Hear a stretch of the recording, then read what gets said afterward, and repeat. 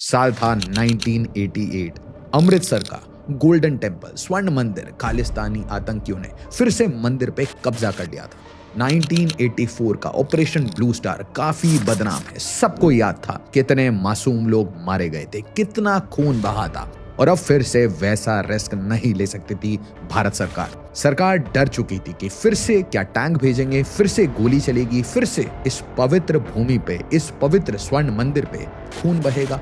तब एक आदमी आता है, एक बड़ा सिंपल सा आदमी रिक्शा चलाता है। और ये रिक्शा चलाने वाला बिना यूनिफॉर्म का, बिना बैज का आदमी जो सिर्फ एक झोला लेके आराम से अंदर घुसता है स्वर्ण मंदिर के, और सबको ये बिलीव करवा देता है कि भाई वो पाकिस्तान की आईएसआई का एक एजेंट है। और ये शख्स कोई और नहीं, अजीत डोभाल साहब थे। आतंकियों को लगता है ये हमारा दोस्त है और हमें बहुत मदद करेगा, लेकिन रियलिटी ये है कि वो अजीत डोभाल है, भारत का टॉप स्पाई। और अगले 10 दिन में वो ऐसा काम कर देगा जो कि हजारों सैनिक और बड़ी बड़ी सरकारें नहीं कर पाएंगी। ये सिर्फ एक पहलू है। कुछ कहानियां सिर्फ मूवी में नहीं, रियल लाइफ में भी होती हैं। कुछ लोग सिर्फ फिक्शन में नहीं, रियलिटी में भी जेम्स बॉन्ड होते हैं। और आज मैं आपको बताऊंगा एक ऐसे व्यक्ति की कहानी जिसने बिना यूनिफॉर्म पे, बिना क्रेडिट लिए भारत की सेवा, निरंतर सेवा और सुरक्षा के लिए अपनी पूरी जिंदगी लगा दी और आज भी लगा रहे हैं। दोस्तों, मैं बात कर रहा हूं भारत के current national security adviser Ajit Doval साहब के बारे में। साल था 1988। अमृतसर के गोल्डन टेम्पल स्वर्ण मंदिर पे खालिस्तानी आतंकियों का बिल्कुल कब्जा था। 1984 का ऑपरेशन ब्लू स्टार सबको याद था। और बिल्कुल लोग चाहते नहीं थे कि इसी टाइप का कोई ऑपरेशन हो जहां बहुत सारा खून बहे, मासूम लोग मारे जाएं। और कितना खून बहेगा स्वर्ण मंदिर में। सरकार भी डर चुकी थी, फिर से टैंक भेजेंगे क्या, फिर से गोली मारेंगे, फिर से इस पवित्र भूमि को छल्ली करेंगे। तब एक आदमी आता है बड़े नॉर्मल वेशभूषा में, कोई यूनिफॉर्म नहीं, कोई बैज नहीं, आराम से एक रिक्शा वाला बन जाता है। और ये झोला छाप आदमी स्वर्ण मंदिर के अंदर भी आराम से घुस जाता है और सारे आतंकियों को ये बिलीव करवा देता है कि भाई वो एक आईएसआई एजेंट है। अब होता क्या है, अगले 10 दिनों में ये सारे आतंकी अपने प्लान्स डिस्कस करना शुरू कर देते हैं कि भाई आईएसआई का एक्सपर्ट आया है, और ये उनकी सारी प्लान समझ लेते हैं। साथ ही साथ ये ऐसी एडवाइजेस देना शुरू करते हैं जिसे ये एग्जीक्यूट करते हैं। मैं आतंकियों की बात कर रहा हूं।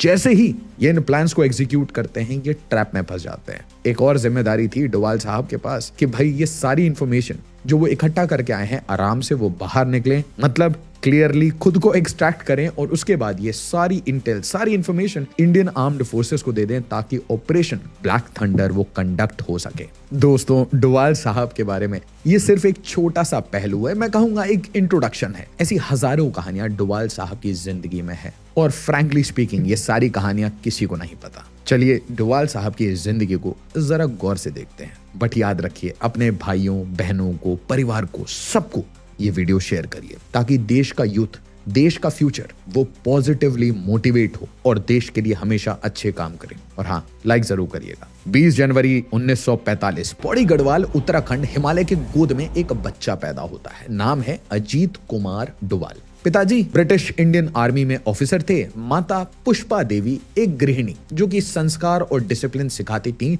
डोभाल साहब को बचपन से ही घर में डिसिप्लिन का बिल्कुल माहौल था। मॉर्निंग रूटीन फॉलो करते थे। सुबह 5 बजे उठना, एक्सरसाइज करना, पढ़ाई करना। पिता फौज में थे तो बच्चों को भी फौजी अंदाज से सिखाया था। बार बार ट्रांसफर भी होती थी और इसीलिए नए नए लोकेशंस के बारे में डोभाल साहब को बचपन से ही इंटरेस्ट भी था और नॉलेज भी। लेकिन इंटरेस्टिंग बात यह है, अजीत को बचपन में पता ही नहीं था कि उनके पापा आर्मी में क्या करते हैं। बस इतना पता था, पापा कभी घर पे नहीं होते, भाई ट्रांसफर, पोस्टिंग और ऑपरेशंस में बिजी रहते हैं। 10 साल की उम्र में भेज दिया गया अजमेर मिलिट्री स्कूल। यहाँ पे सिर्फ पढ़ाई ही नहीं, इनकी कैरेक्टर बिल्डिंग में ऑब्वियसली अब आर्म्ड फोर्सेस की डिसिप्लिन आ गई, लीडरशिप, टीम स्पिरिट, सब कुछ आ गया। क्लासमेट्स कहते थे डोभाल साहब हमेशा चुप रहते हैं, ज्यादा बोलते नहीं, मतलब एक तरीके से इंट्रोवर्ट थे।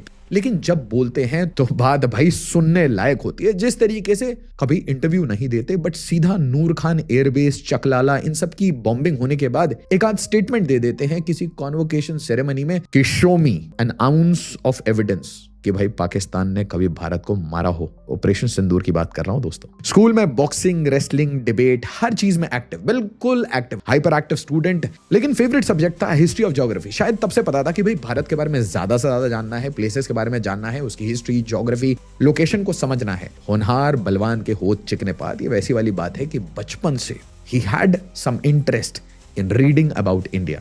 1963 में स्कूल कंप्लीट किया, फिर आगरा यूनिवर्सिटी में एडमिशन ले लिया, इकोनॉमिक्स ऑनर्स। कॉलेज में भी वही वाला नेचर, भाई कम बोलना, ज्यादा ऑब्जर्व करना, जब बोलना तो बिल्कुल सटीक बोलना। प्रोफेसर्स कहते थे ये लड़का कुछ अलग है, इसका दिमाग नॉर्मल स्टूडेंट्स जैसा नहीं है, बहुत कम बोलता है और जब बोलता है, जब क्वेश्चंस पूछता है तो काफी डीप पूछता है। 1968 में इकोनॉमिक्स में मास्टर डिग्री कंप्लीट किया और उसी साल, याद रखिए उसी साल, यूपीएससी का एग्जाम दे दिया, फर्स्ट अटेम्प्ट में क्लियर भी कर ली, ऑल इंडिया रैंक 23। आईपीएस में सिलेक्शन हुआ और केरला काडर मिल गया। 23 साल का नौजवान लड़का जिसके पिताजी ऑलरेडी आर्म्ड फोर्सेस में थे, जो कि देश के अलग अलग कोने से पढ़ के आया था, आर्म्ड फोर्सेस की background plus discipline plus reading की हैबिट, और 23 साल का लड़का ट्रेनिंग के साथ पहुंच जाता है पहली पोस्टिंग पे Kottayam district Kerala as assistant superintendent of police.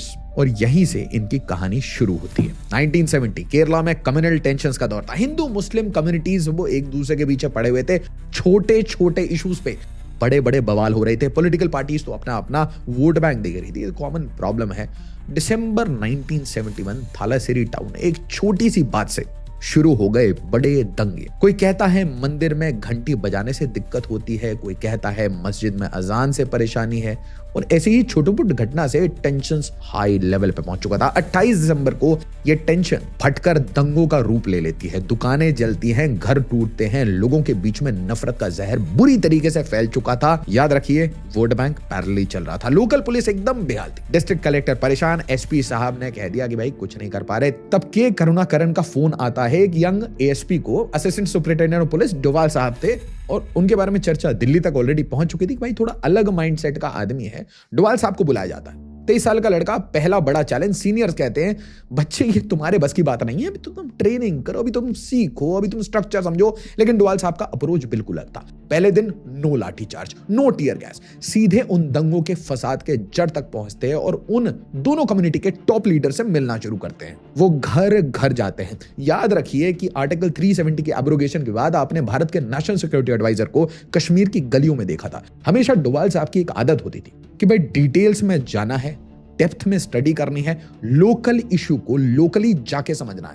वो घर घर जाते हैं, दंगों में बातचीत करते हैं। एक तरफ हिंदू नेताओं से कहते हैं देखो तुम्हारे बच्चे परेशान हैं, दूसरी तरफ मुस्लिम लीडर्स से कहते हैं तुम्हारे बड़े बुजुर्ग क्या चाहते हैं। और धीरे धीरे एक इंटरेस्टिंग वाकया होता है। जो लोग एक दूसरे के सामने लूटपाट कर रहे थे, वही लोग लूटा हुआ सामान वापस करने लगे। मतलब समझिए, इन ग्रास रूट मीटिंग से डोवाल साहब ने इन दोनों कम्युनिटीज के टॉप लीडर्स को सिंगल कम्युनिकेशन में एट टाइम्स ये समझा दिया कि इन सारी चीजों में कुछ नहीं रखा। धाराएं लगेंगी, मुकदमे होंगे, बच्चों की, फैमिलीज की लाइफ खराब हो जाएगी। और इसके कारण लोग मैच्योर थे, लोगों में कहीं ना कहीं मानसिकता होती है समझने की। वो समझ गए एंड सडनली शांति आने लगी। ये दंगे सिर्फ 5 दिनों में कंट्रोल में आ जाते हैं। लोग एक दूसरे से लड़ना बंद कर देते हैं, वो भी बिना किसी बड़ी कैजुअलिटी और बिना फोर्स की मदद। मतलब अब आप देखिए, 2 कम्युनिटीज लड़ रही हो तो आप आराम से देखेंगे दोनों साइड से लाठी चार्ज कर दो, कोई ना कोई वायलेंस कर दो, बट ये ग्राउंड पे गए, लोगों को समझाया, लीडर्स को समझाया, प्रॉब्लम सॉल्व।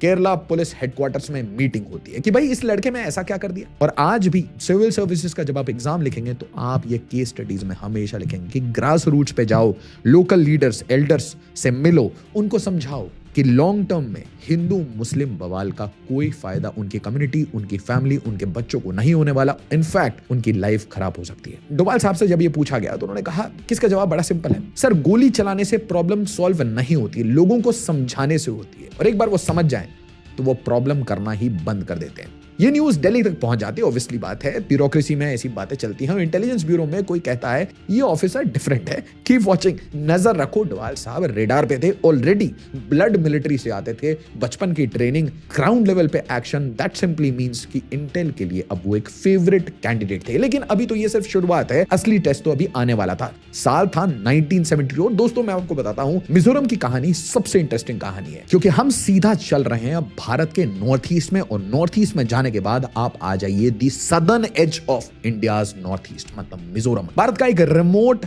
कॉर्नर, कनेक्टिविटी के हिसाब से यहां अलग ही दुनिया चल रही थी। लालडेंगा इस समय एक बड़े लीडर थे मिजो नेशनल फ्रंट के, ये भारत से अलग होने की मांग कर रहे थे। सीधी सीधी बात है कि भाई मिजोरम को आजाद करो। सिचुएशन ये थी कि मिजोरम में पैरेलल सरकार चल रही थी, parallel taxation, parallel military, parallel police. भाई मतलब कोई लॉ एंड ऑर्डर था ही नहीं, स्टेट मशीनरी चरमरा नहीं चुकी थी, स्टेट मशीनरी थी ही नहीं। इंडियन लॉ एंड ऑर्डर की धज्जियां उड़ रही थी। एमएनएफ को जो मन वो कर रहा था। एमएनएफ के अपने रूल्स, अपने टैक्स, अपनी पुलिस। दिल्ली में पैनिक का माहौल था कि अब कैसे चलेगा मिजोरम। क्या भाई इसके ऊपर एयर रेड कर दें, इसकी बॉम्बिंग कर दें, सारे लोगों को मार दें, ऐसा क्या कर सकते हैं? क्योंकि crazy ideas comes to all the leaders जब भी ऐसा कोई कांड होता है। क्या हमें आर्मी भेजनी पड़ेगी, क्या हमें कोई प्रिसीजन स्ट्राइक करना पड़ेगा? लेकिन आर्मी भेजोगे तो इंटरनेशनल इशू बन जाएगा, पाकिस्तान इसे उठाएगा, चाइना इसे उठाएगा, सब मिलके भारत के ऊपर प्रेशर बनाएंगे। और याद रखिए, बांग्लादेश इस टाइम में नया नया बना था, तो बांग्लादेश के अंदर से ऑलरेडी रेफ्यूजी क्राइसिस भारत के नॉर्थ ईस्ट में आ रहे थे। साथ ही साथ बांग्लादेश में प्रो पाकिस्तानी एलिमेंट्स उस दिन तक मौजूद थे जो कि यूजुअली इन सारी इंसर्जेंसी मूवमेंट्स को चला रहे थे। साथ ही साथ आपको भूलना नहीं चाहिए कि पाकिस्तान के साथ हमने 1971 में जो किया, पाकिस्तान चाहता था कि भारत की एक ना एक नॉर्थ ईस्ट स्टेट को अलग करके काट के कहीं ना कहीं इसका बदला पाकिस्तान ले ले। और इसीलिए बहुत क्लियर था कि एमएनएफ को, मिजो नेशनल फ्रंट को चाइना और पाकिस्तान का ताबड़तोड़ सपोर्ट था। भूलिए मत, पाकिस्तान अमेरिका का अच्छा दोस्त था। इंटेलिजेंस ब्यूरो के हेड RN काओ कहते हैं, पहले इंटेलिजेंस लगाओ और पता लगाओ एग्जैक्टली चल क्या रहा है। भाई लोकेशन पे जाना पड़ेगा, चीजें समझनी पड़ेगी। और डोवाल साहब परफेक्ट कैंडिडेट थे। पता है क्यों? वही लोकल जाना, लोकल में लोगों से बात करना, उनसे नॉर्मल बातें करना, नॉर्मल ह्यूमन बीइंग की तरह कनेक्ट कर लेना, और कनेक्ट करने के बाद क्या करना? साम दान दंड भेद। और यहां पे ऑब्वियस सी बात है, नाम आता है अजीत डोभाल का। सीनियर ऑफिसर्स बताते हैं कि भाई डोभाल साहब केरला में बहुत अच्छा काम कर रहे थे। इतने कॉन्फ्लिक्ट्स, रिलीजियस कॉन्फ्लिक्ट्स सबको डीपली समझते हैं, लोग क्यों लड़ते हैं और लोगों को शांत करने का सोल्यूशन क्या है। तो डोभाल साहब को सीधा भेज दिया जाता है मिजोरम। जी हाँ, केरला, मिजोरम। लेकिन ये मिशन बिल्कुल अलग था। ये कोई कम्युनल राइट नहीं था, वो एसपी पुलिस नहीं था। यहाँ पे वो सिर्फ एक नॉर्मल आदमी थे। इंटेलिजेंस एजेंट बन के जाना था, डीप कवर में जाना था। So first assignment in Intelligence Bureau starts when Mizoram wants to separate from Bharat. Mizoram पहुंचते ही पता चलता है सिचुएशन कितनी सीरियस है। Lal Denga practically chief minister बन गया है। इंडियन गवर्नमेंट का कोई वजूद नहीं है। डोभाल की स्ट्रेटजी, पहले समझाओ फिर तोड़ो, जितना तोड़ सकते हो तोड़ो, बट ओनली आफ्टर नेगोशिएशंस। वो लोकल ट्राइब्स के बीच में जाना शुरू कर देते हैं, उनकी लैंग्वेज सीखते हैं, उनके कल्चर को समझते हैं। धीरे धीरे पता चलता है एमएनएफ के अंदर भी कुछ ग्रुप्स हैं, बड़े सारे फैक्शन हैं, सब लाल डेंगा से खुश नहीं है। इसका मतलब अब गेम शुरू हो सकता है। डोभाल साहब की स्ट्रेटजी बड़ी सिंपल थी। कुछ लोगों को अपना भाई बना लो, जो बात नहीं मान रहे उनको तोड़ो, डिवाइड एंड रूल करो, किसी भी तरीके से करो। एक एक करके टॉप कमांडर से मिलते हैं। सब नाखुश थे लाल डेंगा की डिक्टेटरशिप से। किसी को कहते तुम्हारे बच्चे का फ्यूचर क्या है, किसी को कहते डेवलपमेंट चाहिए या सिविल वॉर, किसी को चाहिए अभी ठुकवा दूं क्या, किसी को कहते यार तुम तो मेरे भाई हो, साथ में बैठो। और कुछ लोग तो बस बिकना चाहते थे, दे जस्ट वांटेड मनी। तो याद रखिए, everything is fair in love and war, and this was a clandestine war for India. Mizoram Bharat का एक इंपॉर्टेंट अटूट अंग, ये कभी भारत से अलग नहीं हो सकता था। 6 महीने में कमाल हो जाता है। लाल डेंगा के 7 टॉप कमांडर्स में से 6 गायब। कन्विंस हो जाते हैं डोभाल साहब के। वो कहते हैं हम शांति से बात करने के लिए तैयार हैं। भाई किससे? हाँ जी, उसी भारत की सरकार से जिस भारत से वो अलग होना चाहते थे। जब लाल डेंगा अकेला पड़ गया तो नेचुरल सी बात है, कोई ऑप्शन नहीं बचता। 1975 में खुद शिलोंग अग्रीमेंट साइन कर दिया। अब याद रखिए, यूनिटी में स्ट्रेंथ थी लाल डेंगा के लिए, बट हमारे लिए उन कमांडर्स को डिवाइड करना बहुत जरूरी था। और ये एक बहुत इंपॉर्टेंट लेसन है। अगर आपको गलत काम भी करना पड़े अपने देश की सिक्योरिटी के लिए, नेशनल सिक्योरिटी, टेरिटोरियल इंटेग्रिटी के लिए, तो आपको कुछ देर के लिए अपनी एथिक्स को कॉम्प्रोमाइज करके ऐसे काम करने होते हैं ताकि आप एक लार्जर कॉज के लिए देश की सेवा कर सकें। और इसी तरीके से डोभाल साहब की जो स्ट्रेटजी आपको क्लियरली समझ आएगा, वो कभी भी महात्मा गांधी की स्ट्रेटजी से मेल नहीं खाएगी। क्योंकि महात्मा गांधी क्या कहते थे? अच्छे काम भी करो और अच्छे रिजल्ट के लिए काम करो। मतलब मीन्स एंड एंड्स वो अच्छे होने चाहिए। डोभाल साहब की स्ट्रेटजी कैसे अलग थी? काम कैसा भी करो, देश के लिए काम होना चाहिए। तो मिजोरम में पीस प्रोसेस शुरू होता है, डेमोक्रेटिक इलेक्शन होते हैं और लाल डेंगा खुद ही इलेक्शन लड़ता है, वो भी लीगली जीत जाता है। डोभाल साहब को क्या मिलता है? Presidents police medal. 23 साल की उम्र में ये मेडल पाने वाले वो पहले आईपीएस ऑफिसर थे। लेकिन ये सक्सेस दिल्ली में नोटिस होती है। ये ऑफिसर नॉर्मल नहीं है, इसका दिमाग इंटेलिजेंस के लिए परफेक्ट है। He is our top candidate. और साल था 1975। डोभाल साहब का ट्रांसफर कर दिया जाता है केरला पुलिस से इंटेलिजेंस ब्यूरो। इसका मतलब वो मिजोरम में गए थे, ऑपरेशन इंटेलिजेंस का था, बट वो अभी तक रिटेन कर रहे थे अपनी आईपीएस की नॉर्मल ड्यूटी। वो अलग बात है, मिजोरम में घूम रहे थे।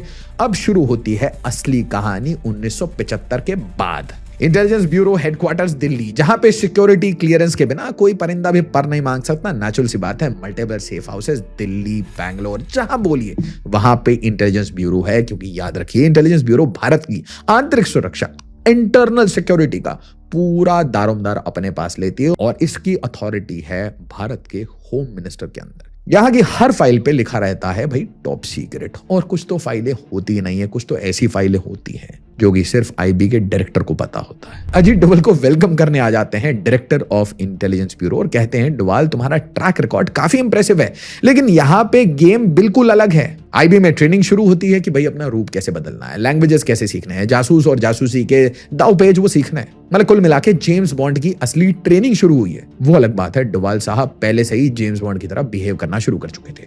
डोभाल का पहला मेजर असाइनमेंट मिलता है नॉर्थ ईस्ट में चाइना के हर चाल पे निगरानी रखनी है, सिंपली इंटेलिजेंस कलेक्ट करना है।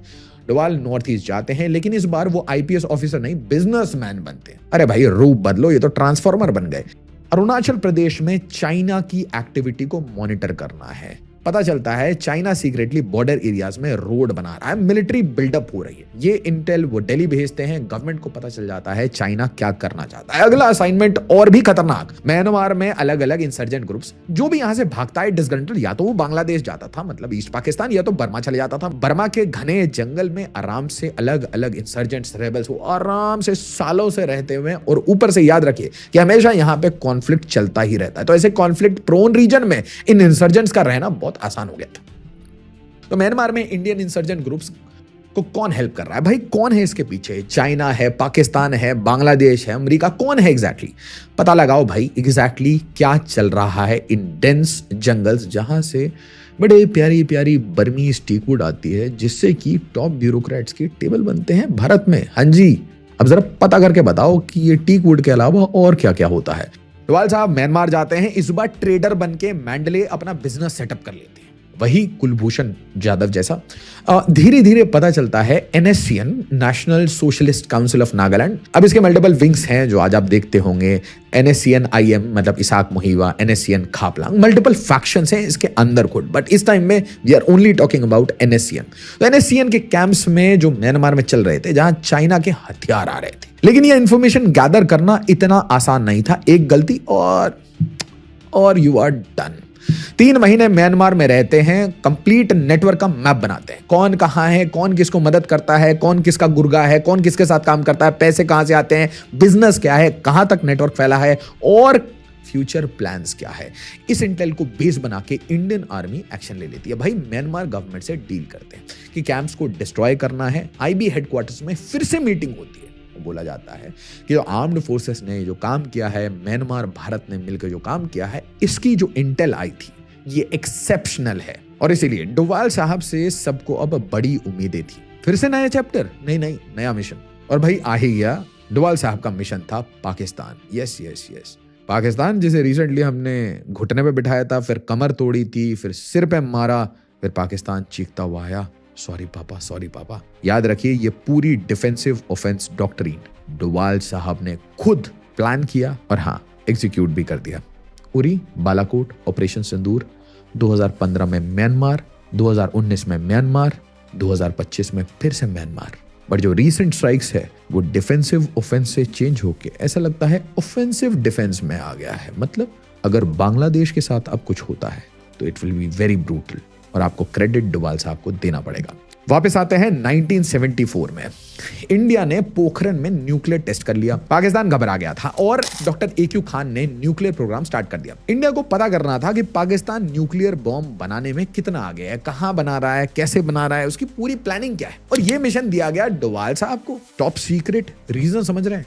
भारत का आर्क एनिमी पाकिस्तान और उसका न्यूक्लियर प्रोग्राम, मतलब मिजोरम की कहानी इसके सामने कुछ भी नहीं थी in the level of security clearance. लेकिन यह मिशन सिर्फ डेंजरस नहीं था, ये प्योरली सुसाइडल हो सकता था। डोवाल साहब को अपना पूरा पेस बदलना था, मिक्स होना था, डेटा निकालना था, डेटा को ट्रांसमिट करना था, वापस आना था। तो 1978 में आते हैं पाकिस्तान में, डॉक्टर AQ खान ने खान रिसर्च लैबोरेटरी बना ली। यहाँ पे सीक्रेटली न्यूक्लियर वेपन्स डेवलप हो रहे थे। इंडिया की इंटेलिजेंस सर्विसेज को शक था, लेकिन प्रूफ बिल्कुल नहीं था। किसी भी तरीके से न्यूक्लियर प्रोग्राम का एविडेंस चाहिए था। डोवाल साहब को मिशन ब्रीफ मिलता है, पाकिस्तान में जाओ, न्यूक्लियर साइंटिस्ट की मूवमेंट्स को एग्जैक्टली ट्रैक करो और सीधा सीधा प्रूफ कलेक्ट करके हमें रिपोर्ट बैक करो। डोवाल साहब इसे एक्सेप्ट कर लेते हैं। हाँ, वही मिशन इम्पॉसिबल टाइप्स, अरे मैं टॉम क्रूज की बात कर रहा हूं।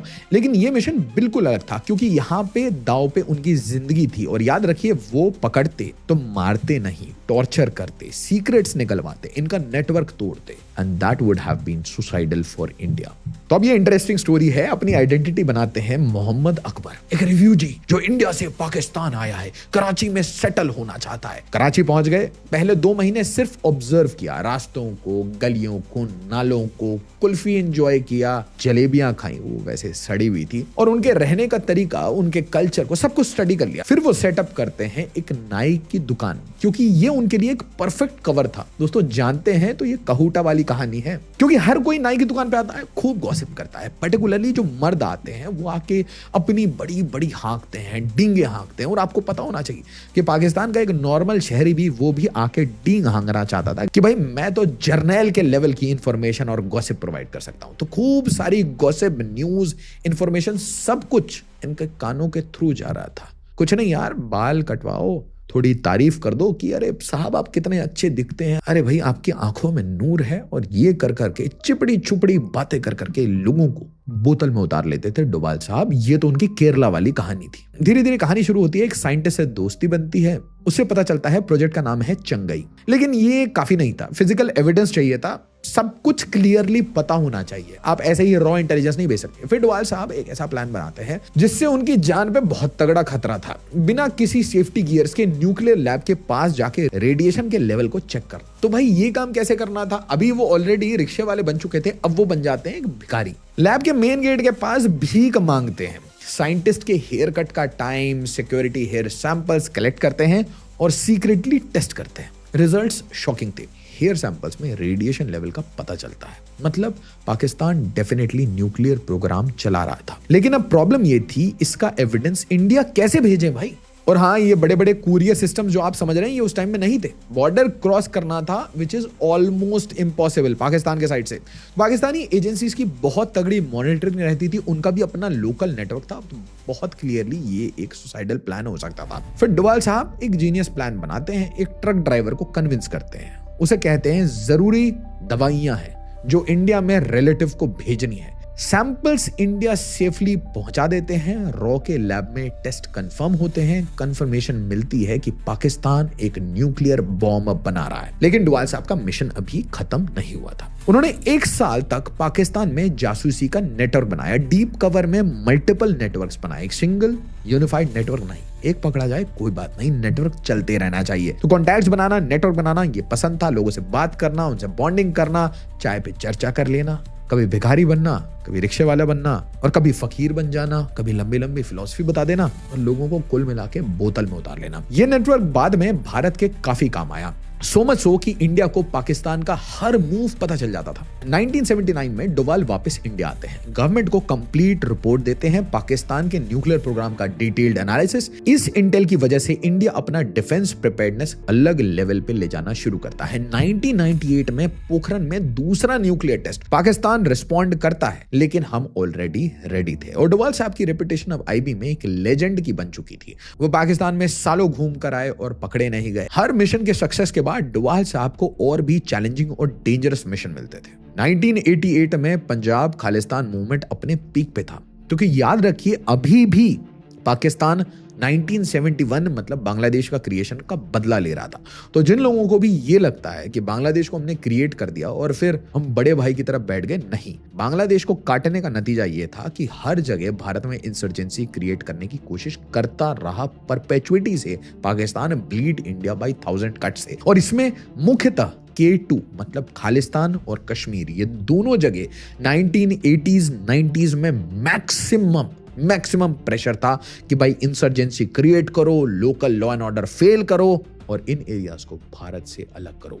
तो 1988 पंजाब खालिस्तान मूवमेंट बिल्कुल पीक पे, गोल्डन टेंपल फिर से मिलिटेंट्स के कंट्रोल में आ गया था। 84 के ऑपरेशन ब्लू स्टार की यादें अभी भी लोग भूले नहीं थे। कितनी तबाही हुई थी, कितने मासूम लोग मारे गए थे। सरकार घबरा गई थी, फिर से टैंक्स भेजेंगे, फिर से मंदिर पर अटैक करेंगे। पब्लिक सेंटिमेंट सरकार के बिल्कुल खिलाफ थी। सिख्स वेयर अगेंस्ट, पूरी सिख कम्युनिटी वो सरकार के अगेंस्ट हो गई थी कि भाई ये नाइंसाफी हो रही है, गोल्डन टेंपल पे हिट कर चुके हैं, क्या फिर से एक ऑपरेशन होगा। पीएम राजीव गांधी के सामने बहुत बड़ी दुविधा थी कि एक्शन नहीं लेंगे तो हमारे ऊपर बोला जाएगा कि भाई टेररिज्म पे सॉफ्ट हो, एक्शन ना ले तो प्रॉब्लम, एक्शन ले लें तो प्रॉब्लम। तो काफी सुसाइडल, पॉलिटिकली काफी सुसाइडल कंडीशन बन चुका था तब। केपीएस गिल, जी हां, ये एक अलग कहानी है, ये एक अलग लेजेंड है जिनके बारे में भारत के एक एक बच्चे को पता होना चाहिए। इनके ऊपर कहानी बहुत जल्दी हम लाने वाले हैं। तो केपीएस गिल साहब पंजाब पुलिस के डीजीपी थे और केपीएस गिल साहब कहते हैं सर एक डिफरेंट अप्रोच ट्राई करते हैं, एक इंटेलिजेंस ऑपरेशन। और यहां पे फिर याद आ जाती है डोवाल साहब की कि सर ये पाकिस्तान मिशन में फतेह हासिल करके आया है, ये गोल्डन टेंपल को भी संभाल लेगा। प्लान बनाते हैं ऑपरेशन ब्लैक थंडर, लेकिन ये ऑपरेशन बिल्कुल ही डिफरेंट एंगल से चलना था। No tanks, no heavy weaponry,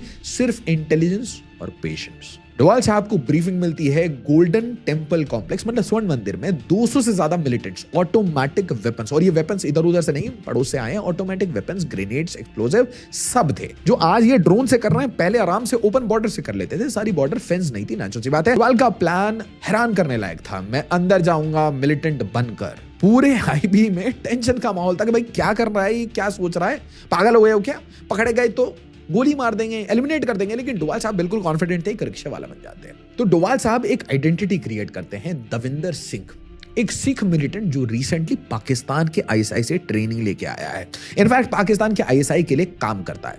सारा फेक पासपोर्ट, फेक डॉक्यूमेंट सब कुछ बना लिया, बिल्कुल परफेक्ट पंजाबी एक्सेंट ले ली, सिख धर्म की कंप्लीट नॉलेज, पूरी ब्रीफिंग के साथ आए थे। अप्रैल 1988 डोवाल साहब गोल्डन टेंपल के कॉम्प्लेक्स में एंटर करते हैं। तो पहला चैलेंज था सिक्योरिटी चेक। मिलिटेंट्स की इन पर पैनी नजर थी, कौन है भाई, कहां से आ गया, ये कौन है और क्या करने आया है, ये कहीं कोई स्पाई तो नहीं है। तो पहले बार में ही आपके ऊपर शक होगा। डोवाल साहब की एक्टिंग फ्लॉलेस थी, भाई मैं पाकिस्तान से आया हूं आईएसआई की ट्रेनिंग लेके, और एंट्री भी कैसे करते हैं, रिक्शा वाला बन के। उनसे बोला जाता है भाई अपने पेपर दिखाओ, अपना बर्थ सर्टिफिकेट दिखा दो, सारे प्रूफ दिखा दो।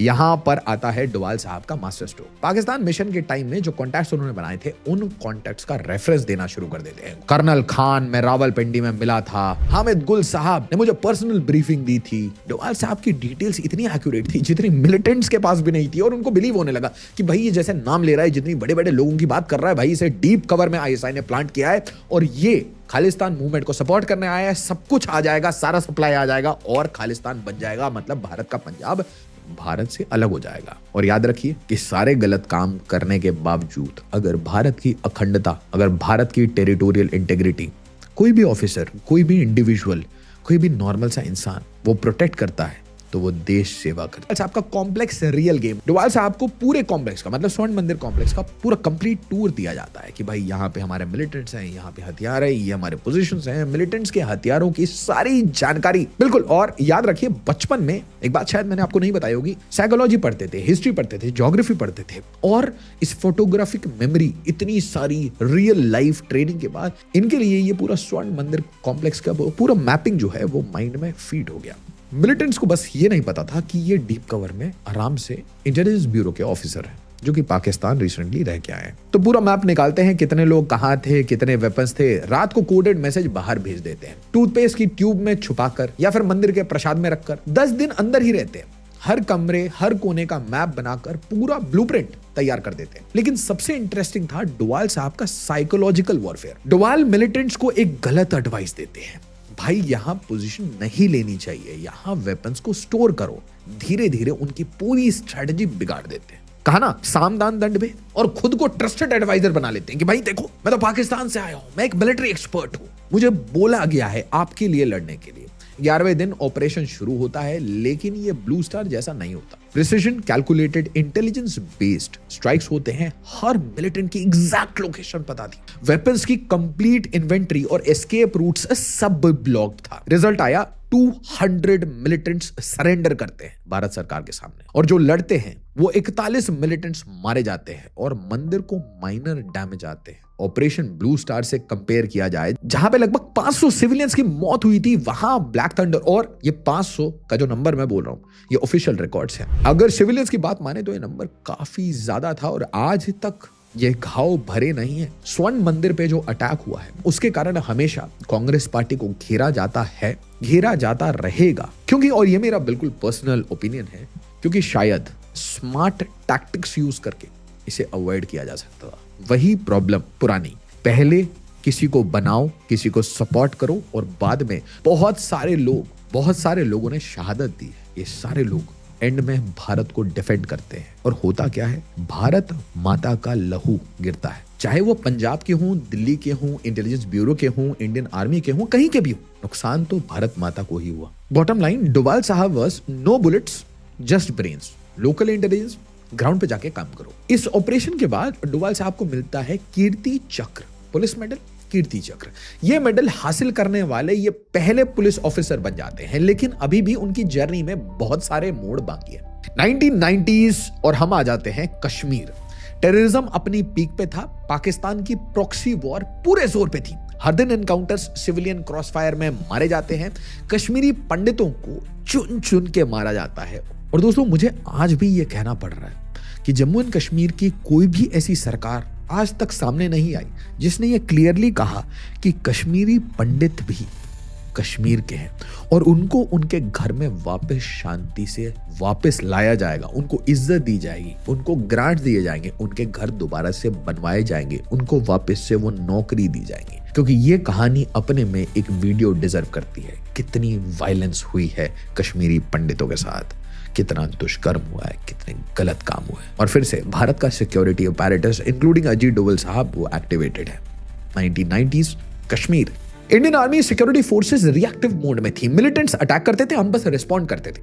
हम कहीं ना कहीं इस टाइम तक, और मैं कहूंगा उरी के सर्जिकल स्ट्राइक से पहले अगर आप भारत की ओवरऑल स्ट्रैटेजी देखें तो हम हमेशा रिएक्टिव हैं। लोग हम पे अटैक करते हैं, हम रिस्पॉन्ड करें या ना करें इसका डिसीजन लेते थे। तो डोभाल साहब को कश्मीर पोस्टिंग मिलती है, मिशन था चेंज द गेम। किसी भी तरीके से ये जो पूरा गेम चल रहा है, जो पासे हैं, ये हमारे फेवर में चेंज करो इंटेलिजेंस को यूज करके। लेकिन यहाँ के चैलेंजेस बिल्कुल डिफरेंट थे। लोकल पॉपुलेशन की बिल्कुल क्लियर सिंपैथी थी 1990s में मिलिटेंट्स के साथ। वो मिलिटेंट्स को ही अपना मानते थे, जिनको पाकिस्तान का कंटिन्यूस सपोर्ट था। तो कुल मिला के मिलिटेंट्स को पाकिस्तान का सपोर्ट, और जो मिलिटेंट्स मारे जाते थे, जब वो मारे गए तो लोकल लोग उसको सिंपैथाइज करके उसके नवाजे जनाजा में जा रहे हैं। तो ये सपोर्ट बढ़ता जा रहा था और पाकिस्तान, मैं कह रहा हूं ना आपको, K2 प्रोजेक्ट पे काम कर रहा था, bleed India by 1000 cut strategy पे काम कर रहा था। डोभाल साहब की ऑब्जर्वेशन हमें लोकल डायनेमिक्स समझने होंगे। वो रिसर्च करते हैं कश्मीर की हिस्ट्री पर, सूफी ट्रेडिशन पे और लोकल कल्चर पे, ताकि वो समझ सकें कि लोग एक्चुअली चाहते क्या हैं।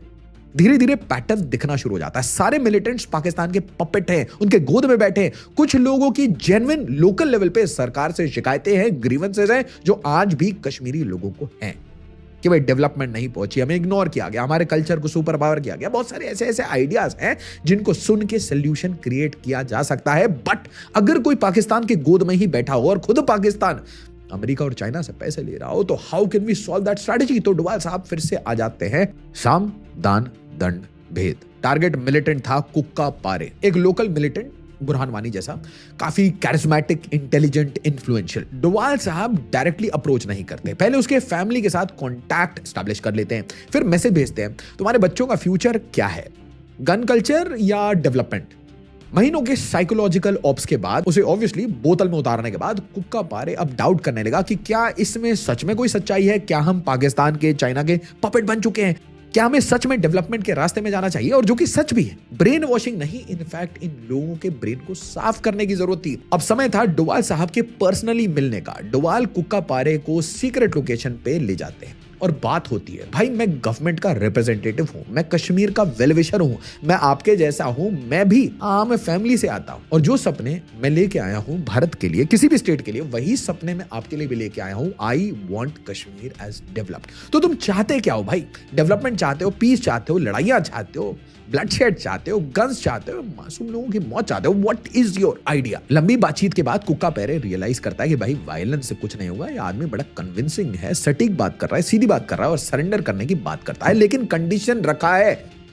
Proper rehabilitation. डोभाल साहब प्रॉमिस करते हैं तुम्हें पॉलिटिक्स में एंट्री दिला दूंगा भाई, तुम्हें लीडर बना दूंगा, डेमोक्रेटिक प्रोसेस से पार्टिसिपेट करो, जनता का दिल जीत लो और आगे बढ़ो। कुक्का पैरे सरेंडर कर देता है और पूरी मीडिया के लिए ये एक बहुत बड़ी खबर थी कि भाई टॉप मिलिटेंट सबसे कैरिस्मेटिक लीडर ने गन छोड़ दिया। नाउ आप इमेजिन करिए बुरहान वानी गन छोड़ के अचानक से भारत का झंडा उठा लेता तो कितनी बड़ी सक्सेस होती है। बट जब ऐसा नहीं हो पाता तो आपको क्या करना पड़ता है? आपको मिलिट्री ऑप्स लॉन्च करने पड़ते हैं, आपको अपने शूरवीरों को, अपने स्पेशल फोर्सेस को, राष्ट्रीय राइफल को डिप्लॉय करना पड़ता है। और फिर जो होता है केजेस डिलो साहब कहते हैं ना, तो कितने गाजी आए कितने गाजी गए। बट अगर ऐसे कैरिस्मेटिक लीडर्स जो पॉपुलर हों वो अगर मेन स्ट्रीम पॉलिटिक्स ज्वाइन कर लेते हैं तो उनके ग्रीवेंस हमेशा रहेंगे, वो हमेशा भारत सरकार से दुखी रहेंगे, परेशान रहेंगे, बट एटलीस्ट डेमोक्रेटिक स्पेस में रहेंगे। लेकिन ये सिर्फ शुरुआत थी। डोभाल साहब उसे इलेक्शन लड़ने के लिए बिल्कुल बढ़ावा देते हैं कि भाई करो ना, कि भाई इलेक्शन लड़ो, आराम से लड़ो, जीतोगे तुम। रिजल्ट कुक्का पैरे इलेक्शन जीत जाता है, एक मिलिटेंट से सीधा पॉलिटिशियन बना दिया। ये एग्जांपल दूसरे मिलिटेंट को दिखाते हैं कि भाई देखो डेमोक्रेटिक प्रोसेस से मैंने इस आदमी को सीधा लीडर बना दिया। अब इसके पास देखो इतनी सारी सिक्योरिटी है, ये यहाँ पे डेवलपमेंट ला पाएगा, लोकल लोगों को मदद करेगा, सिंपल सी बात है। तो तुम क्यों नहीं करते? ये गन वन उठा के क्या कहाँ भागते रहते हो और फिर हंड डाउन होते हो? ये करने की क्या जरूरत है? धीरे धीरे बाकी मिलिटेंट्स भी सरेंडर करना। तो एक समझ रहे हैं ना, एक सिंगल मूव से मल्टीपल सरेंडर ट्रिगर करना, चेन रिएक्शन शुरू हो जाता है। कश्मीर में वायलेंस कम होता हुआ दिखने लगता है, लेकिन पाकिस्तान इस बात से बिल्कुल ना खुश था। 1999 में एक मेजर क्राइसिस आने वाली थी और कहानी थी IC-81, जिसे ऑब्वियसली नेटफ्लिक्स ने काफी अजीब तरीके से बताया था और वो क्लियरली नहीं बता रहे थे कि ये पाकिस्तानी थे। 24 दिसंबर 1999 क्रिसमस का ईव, बिल्कुल छुट्टियों का मौसम। IC-814 इंडियन एयरलाइंस की फ्लाइट काठमांडू से दिल्ली आ रही थी। 180 पैसेंजर्स और क्रू मेंबर्स के साथ कुछ आतंकवादी भी थे। सडनली अनाउंसमेंट होती है, ladies and gentleman, this flight has been hijacked. Oh my goodness. 5 terrorist जिनका कोड नेम था चीफ, डॉक्टर, बर्गर, भोला और शंकर।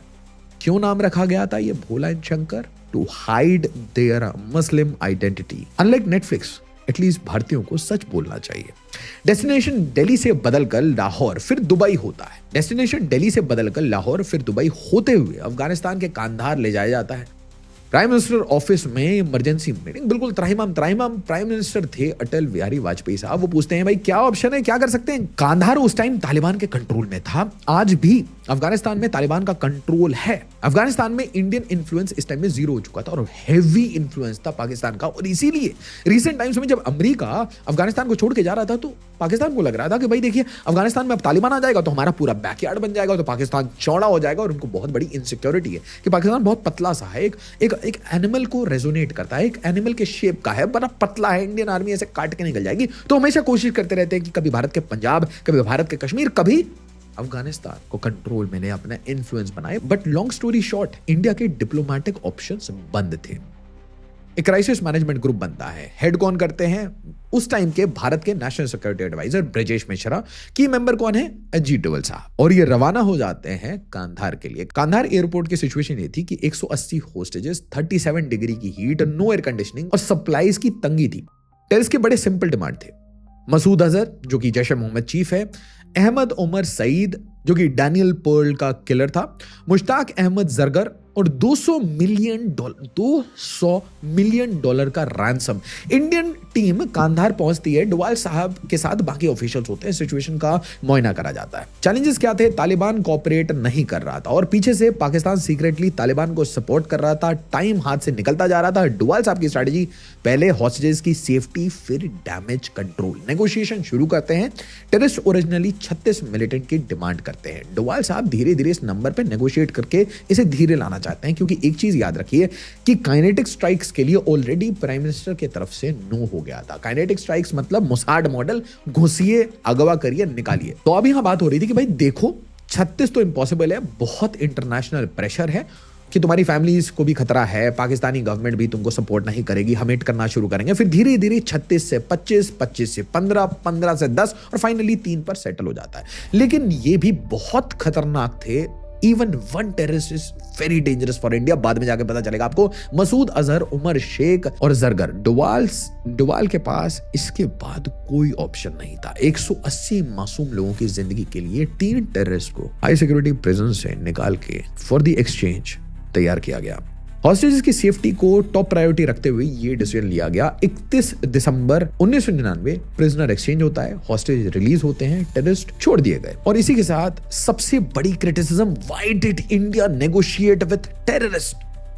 क्यों भारत झुक गया? क्यों ऐसा भारत करता है? डोवाल साहब का डिफेंस, 180 फैमिली सही सलामत घर पहुंची, ये सक्सेस नहीं तो और क्या है। लेकिन लेकिन लेकिन but there is always a big but. लेकिन इस इंसिडेंट ने फ्यूचर पॉलिसीज बदल दी। No negotiation with terrorist. और याद रखिए, भारत की स्पेशल फोर्सेस हो या एनएसजी, उनको over the period of time ऐसे ट्रेन कर लिया गया कि भाई खुदा ना खास्ते अगर कभी लाइफ में भारत को ऐसा कोई थ्रेट, प्रॉब्लम दोबारा फेस करना होता है तो घर में घुस के मारेंगे, लोगों को विड्रॉ करेंगे और टेररिस्ट नहीं उनके बापों को ढूंढ ढूंढ के will hunt down the terrorist from the ends of world. आकाश हो या पाताल, कहीं नहीं छोड़ेंगे। This is the new India. और मैं कहूंगा इंडिया धीरे धीरे भारत बनता जा रहा है। डोवाल साहब को एक्सपीरियंस मिलता है इंटरनेशनल क्राइसिस मैनेजमेंट का। जनवरी 2005 में अजीत डोवाल साहब इंटेलिजेंस ब्यूरो से रिटायर हो जाते हैं। 33 इयर्स की गोपनीय सेवा, काउंटलेस कोवर्ट ऑपरेशंस, हजारों जिंदगियां बचाई गई, बहुत सारा काम किया। लेकिन रिटायरमेंट का मतलब उन्होंने देश से जुड़े रहने का एक नया रास्ता ढूंढ लिया। विवेकानंद इंटरनेशनल फाउंडेशन ज्वाइन किया, एक प्रेस्टिजियस थिंक टैंक जहां पे इंडिया की फॉरेन पॉलिसी, सिक्योरिटी,